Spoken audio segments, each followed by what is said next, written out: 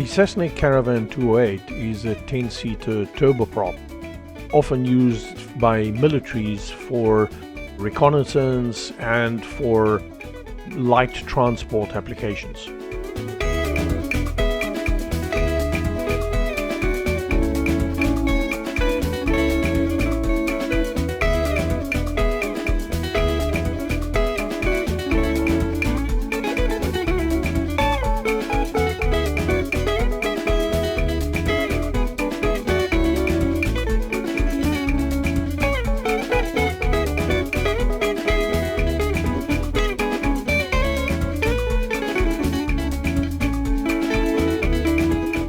So the plan is to fly from Robertson westward towards Paarl, landing just north of the Niederberg wine farm, and then south towards Stellenbosch, landing just south of the Technopark.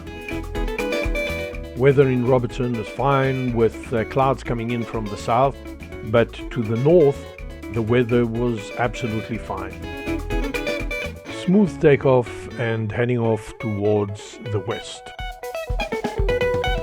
At this point, I decided to head toward Worcester and just overfly the Flay. In the south, the clouds were building up and coming lower. They were already below the tops of the mountains. And so what I decided was to fly up the valley towards the Tuiskloof Pass. I was flying well below the tops of the mountains so that I'd be able to see the ground, and I managed to make it to the top of the range before the clouds closed in completely. But by the time I landed in Paarl, the sky was nearly completely overcast.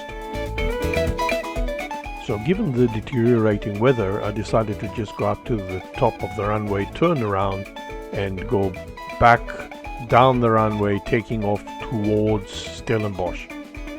By the time I took off, the cloud cover was already down to about 2,500 feet, and so I had to go lower and lower in order to keep the ground in sight.